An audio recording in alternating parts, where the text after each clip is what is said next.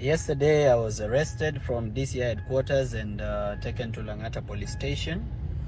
From Langata police station I was moved to Kibra. I want to thank all those who came for me and who fought with me. Wakili Cliff Ombeta, Wakili Solunka Pareno, Wakili Wanja. I also want to appreciate all TikTokers that came. I want to appreciate every single one of you that came to support me. Lakini sasa welcome to my channel. So that was Morara addressing people this morning about his arrest and release yesterday. So he also made an announcement about his plans to take a break and re-strategize. Noticed. I was being arrested on a day when something big is happening in the country, so that either they divert attention from what is happening, or because something big is happening, everybody's attention will be in parliament for the impeachment, and therefore they can do whatever they want because my followers will not be focused. So if you're wondering what the big events are, yesterday that Adani deal was being scrutinized in court for the first time, and Rigath's impeachment also took place yesterday. So now there's something I want to say. Bana mimi nimepigana. I have fought.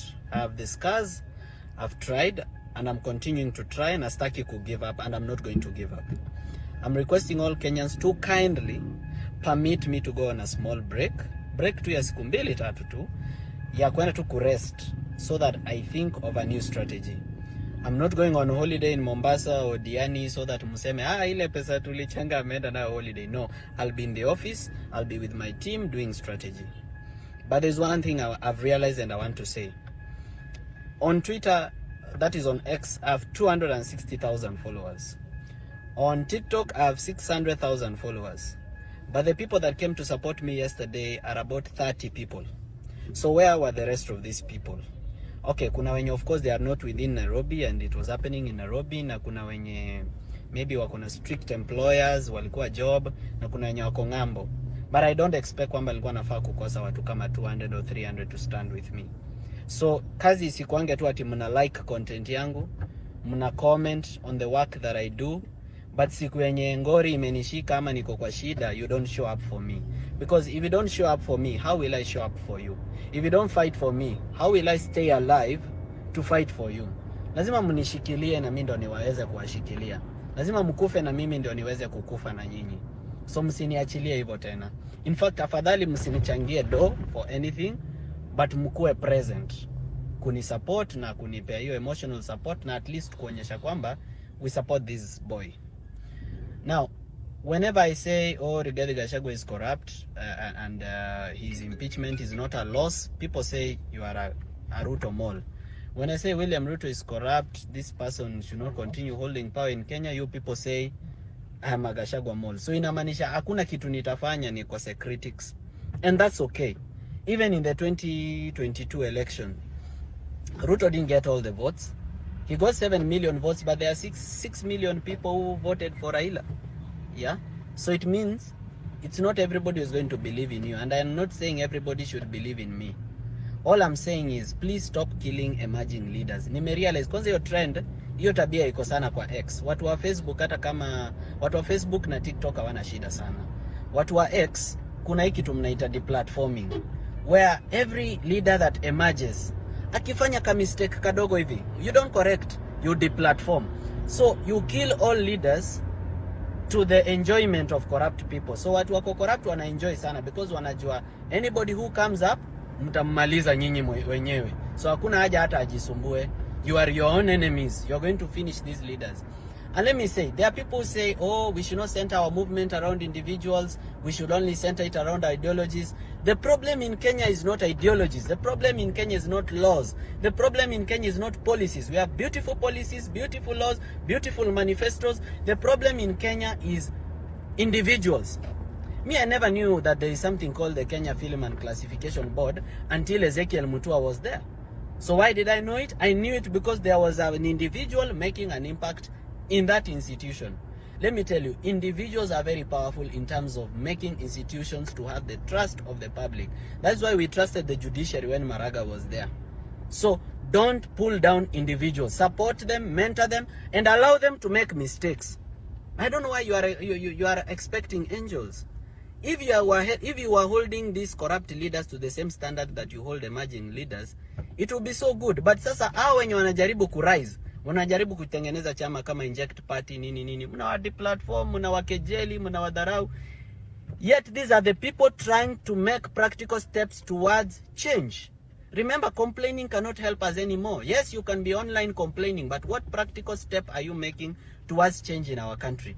So mambo ya kusema deplatform huyu nini, these leaders are supposed to be allowed to make mistakes. Stop stressing them. Wacheni kuwafanya wakae ni kama sasa ati all of a sudden mtu mlikuwa mnatetea sana sasa amekuwa mjinga sana. No, give them a chance to make mistakes, correct them, mentor them. We are in a process of mentoring leaders of integrity to take power in Kenya. Stop deplatforming everyone. Wape chance. Sawa sawa.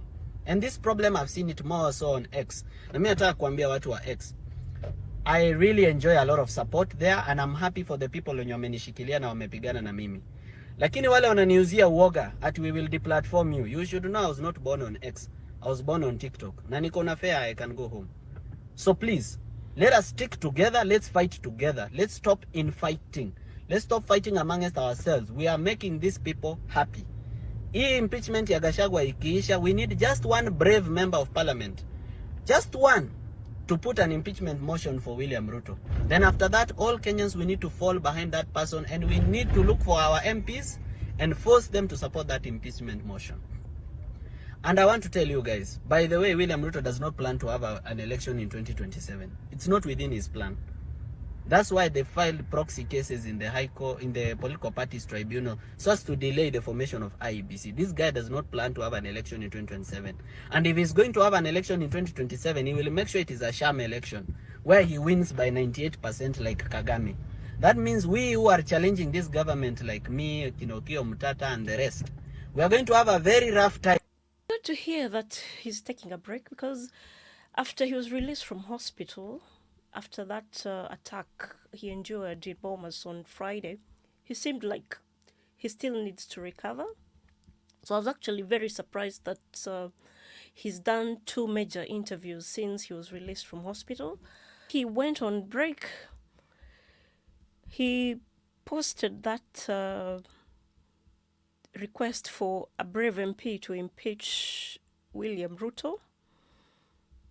Then he said, don't worry about the votes, just leave the MPs to us, we will deal with them. Moja tu awekele hiyo kitu vizuri, kazi ingine atuachie. Timed in, somebody said, this is where Peter Salasya comes in. I don't think Ruto can be removed from power legally. We must be dreaming. By now, he's so powerful. Machetes and July 25th way ndio inaweza. We choose Peter Salasya.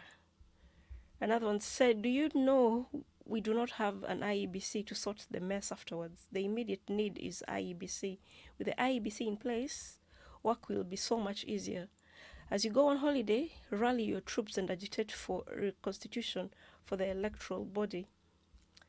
It's actually possible. There are enough grounds to do that. Please, somebody table it. We need it. Waende wote, we need new leaders. The opposition in the country, right? ODM and the entire Azimio brigade can't beat the allegations on this. It won't sail, so stop it. He was actually resting now, but he's just posted another video a few minutes ago after reading comments on the other video which he dropped in the morning. Just one more thing I want to say before I retire to my holiday. And it is this. Guys, the mistake I keep making is that I keep reading comments. Na niliadvisiwa nisikuange nasoma comments. But I read them because I want feedback. I want to know how people think. Look here. Kuna wale watu wanasema kwamba Morara, you should look for political advisors. You should look for political advisors who have been in politics, Kenyan politics for a long time, who are experienced to teach you how Kenyan politics is done. I have an answer for you. My answer is no.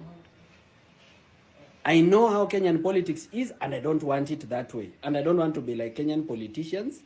That is why I don't want that kind of experience. What I need on my team are people who know how Kenyan politics is. They have experienced it, but they are ready to be dreamers. They're ready to dream of change, and they're ready to make practical steps towards change. So mambo ya kuniambia oh Morara tafuta, there's another saying, tafuta public relations manager.